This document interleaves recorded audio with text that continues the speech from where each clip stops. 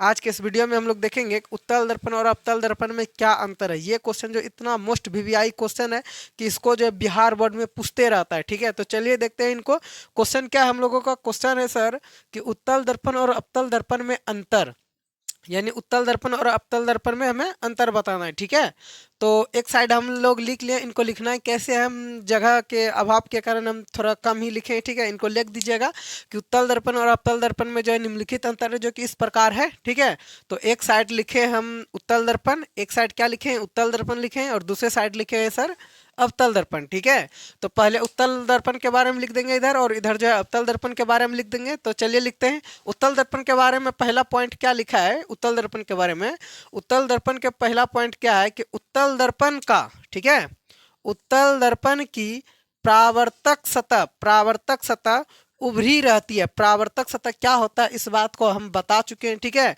उत्तल दर्पण की प्रावर्तक सतह उभरी रहती है, लेकिन अवतल दर्पण में क्या होता है कि अवतल दर्पण की प्रावर्तक सतह धंसी रहती है। कैसा रहता है? धंसी रहती है। ठीक है, और ये जो है उत्तल दर्पण का प्रावर्तक सतह कैसा रहता है? उभरा रहता है, और ये क्या रहता है? धंसी रहता है। ठीक है, धंसा रहता है। दूसरा नंबर पॉइंट देखते हैं, एक नंबर पॉइंट देख लें। अब हम लोग देखते हैं दूसरा नंबर पॉइंट। दूसरा नंबर पॉइंट में देखिए क्या बता रहा है।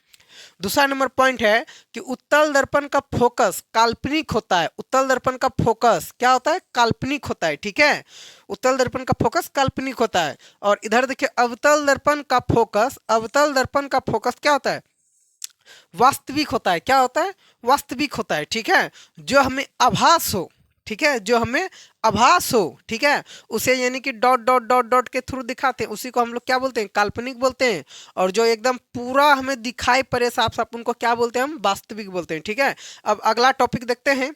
अगला क्या है पॉइंट? अगला पॉइंट है कि उत्तल दर्पण केवल काल्पनिक प्रतिबिंब का निर्माण करता है। ये बात सही है। उत्तल दर्पण जो है ना, केवल उत्तल दर्पण में जिस भी वस्तु का जब प्रतिबिंब बनेगा वो प्रतिबिंब केवल काल्पनिक बनता है उत्तल दर्पण में। ठीक है, और अवतल दर्पण में देखिए क्या है, तीसरा पॉइंट ना, अवतल दर्पण, ठीक है, अवतल दर्पण वास्तविक एवं काल्पनिक दोनों, ठीक है, दोनों प्रकार के, दोनों के प्रतिबिंब, दोनों प्रकार के होगा यहाँ पे, सॉरी, दोनों प्रकार के, दोनों प्रकार के, ठीक है, दोनों प्रकार के प्रतिबिंब का निर्माण करता है। और अवतल दर्पण में क्या होता है कि वास्तविक भी बनता है और काल्पनिक भी बनता है। किस में? अवतल दर्पण में। लेकिन उत्तल दर्पण में जो है केवल काल्पनिक ही प्रतिबिंब बनता है। ठीक है, अब अगला देखते हैं हम लोग पॉइंट क्या है। अगला पॉइंट चौथा नंबर देखिए क्या है चौथा नंबर पॉइंट। तो चौथा नंबर पॉइंट है उत्तल दर्पण द्वारा बना प्रतिबिंब वस्तु के आकार से छोटा बनता है।